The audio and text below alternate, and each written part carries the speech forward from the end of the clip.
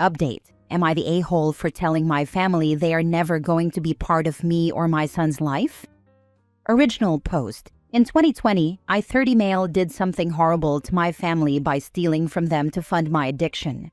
I stole some electronics, including old cell phones, a game console, and a Blu-ray player to buy heroin. I cannot and will not justify these actions and fully accept them as my own and their consequences. I was caught, and my family became aware of my addiction. It was hard to see my parents realize what was happening, but the hardest was seeing how heartbroken my 17-year-old little sister was. They dropped me off at a rehab center where I spent 3 months getting detoxed and sober. I did not hear from them while I was in there. I tried calling to let them know how I was, but I never received an answer. The day I got out, I went back home. My family there informed me that they would no longer be considering me a member of the family, and that I was to leave the home and not contact any of them for any reason. I attempted to stay with other family, but when I contacted my grandparents, I was told that my parents had called them and several others to tell them that if they kept in contact with me in any capacity, they would cut off contact with them as well.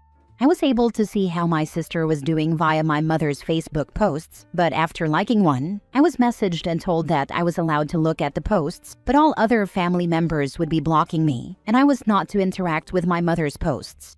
I was completely destroyed and left on the streets. I stayed in a homeless shelter and got a menial job, enough to get a rundown apartment, and slowly put my life together. I went through therapy to process the extreme grief I felt. I focused on work and did school online enough to finish my degree from when I dropped out at 21. I was able to secure a very good position several states away and moved there as soon as I could. 3 years ago, I met the woman who is now my wife. Her father went through a similar struggle with addiction, and her family welcomed me with open arms. Last year, we got married, and 3 months ago, we welcomed our son into the world. Of course, being a proud new dad, I posted my boy all over social media to show him off to the world. Since then, I've been inundated with calls and messages telling me that my parents want to meet my son. I have no plans to allow that. My family abandoned me at my lowest and actively worked to cut me off from any familial support I could have had. I am not owed forgiveness for my actions, but I can't pretend that what they did was anything less than complete disownment of me at my most vulnerable. I told them, not very politely, that I do not consider them my real family, and that they are to come nowhere near me, my wife, our son, or anyone related to us. I've been getting messages daily about how I never earned their love back and am cheating them out of having a son again, and thus I owe this to them, from my parents and others. I am not giving in at all, nor do I ever plan to. Am I the a-hole? Now for the top comments before reading the updates. Have your parents or any other members of your old family even apologized for totally shunning you? Not the a-hole. No, I have not heard from any of my relatives in the 5 years between then and now. They have blocked me on everything. My mother allows me to view her social media posts because I want to see how my sister is doing, that is all. If the parents really want to meet your child, they will apologize. What about your sister? Any contact with her? No, my sister has not been allowed to have any social media since she was young, and so she does not use it as an adult. I see events like her college graduation and birthday updates on my mother's Facebook, and that's all. She has not reached out to me. Edit/mini update. There's been a lot of replies along a broad spectrum of opinions and takes. I may not have replied to them all, but I did read them all. For now, I am stepping back. My wife and I have decided that we are going to speak with my parents via a video call and discuss the past 5 years and where everyone stands as of today to gauge where we all are and decide how to move forward. I'll be taking everything I've read here into consideration in how I decide to approach this situation. I've seen a lot of people wanting updates. I will post an update on this when the dust has settled and I can say with some certainty what's going to be happening. Thank you all for your words of kindness and otherwise. Every one of them is appreciated.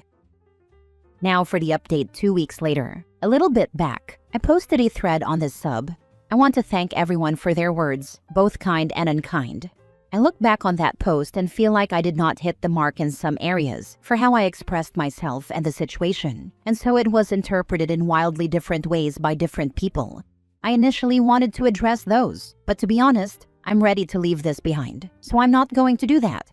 The only thing I will add clarity to, since it came up several times, My family did not pay for my stay in rehab.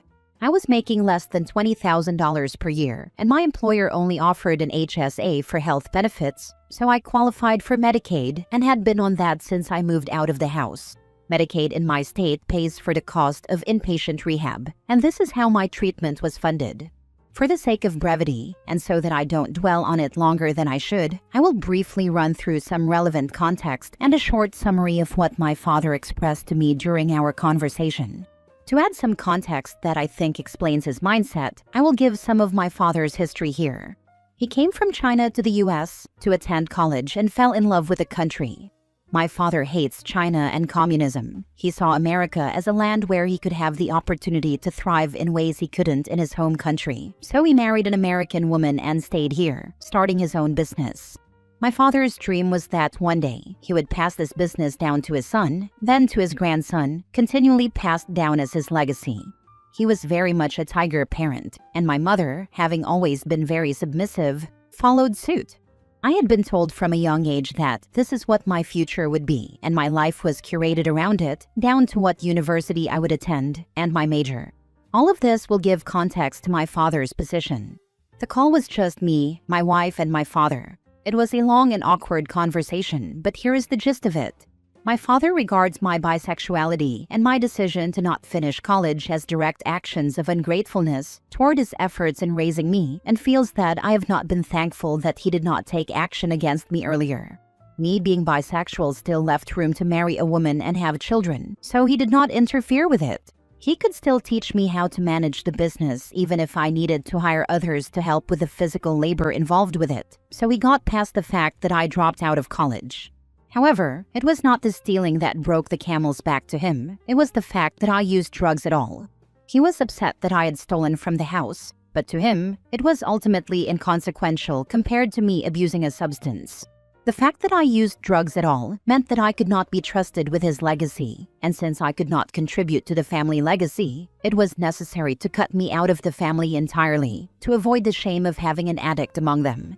He made it clear that this is how he felt then, and that his feelings have not changed, nor will they ever change, no matter how clean I stay or how successful I become, because I ruined his dream. Despite this, I owe him a debt of gratitude by leaving the family vacant of a son to pass his legacy down to. Now that I have a son of my own, there is potential that my father's legacy could be passed down to him. As someone who used drugs, this necessitates him and my mother stepping in to ensure my son is properly raised into the position I was to inherit. I did not get to speak to my mother to ask her about the messages she had sent me. The call ended pretty abruptly when my wife realized that it wasn't a conversation that would go anywhere. I was in a bad spot for the weekend after that Friday night.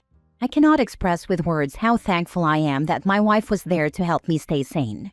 I am going to spend the rest of my life doing every possible thing I can to be as much of a rock for her as she is for me. Right now, most of that is in the form of taking on any and all housework, in addition to doing my part to take care of the baby while her body recovers. As our son grows up, I'll keep finding new ways to let her know how much I appreciate her. As for the future, this is what we've decided. On my part, I'm going to work a lot less. For those wondering, I ended up being a technical writer, and it's a job I'm quite good at. It also pays for us to live very comfortably, even if I go well below a full-time work schedule. When I met my wife, I used work as my distraction. Marco Pierre White was correct when he said work is the best painkiller mankind has ever come up with. However, I don't think this is a healthy way to cope now that I have a child. I've decided I'll use the extra time off work to attend an extra therapy session every week for more intensive treatment and to help develop some better coping mechanisms that don't involve me working myself into an early grave.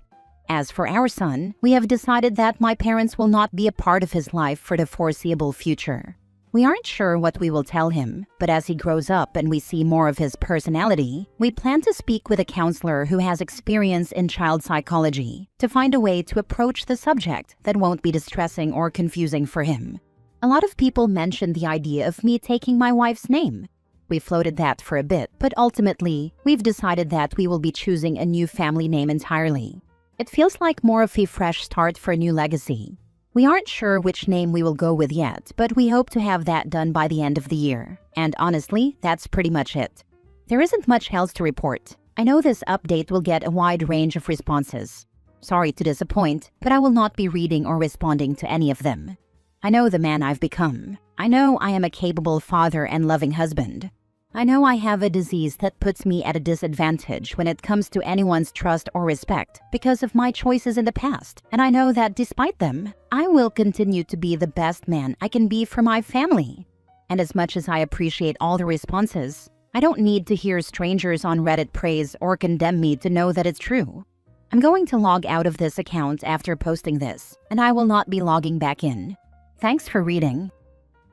Next story. Update. Am I the a-hole for calling my brother selfish for refusing to split our inheritance with our stepsister?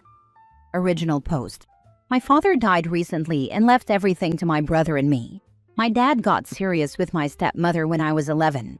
My dad has raised my stepsister since she was 6, and even though I was 11, I came to see and call my stepmother my real mom, and I know my sister feels the same about dad. When mom died, she left everything to him, and I don't know why, but dad changed his will to leave everything to me and my brother. My brother and I were always accepted and treated equally by her and her family.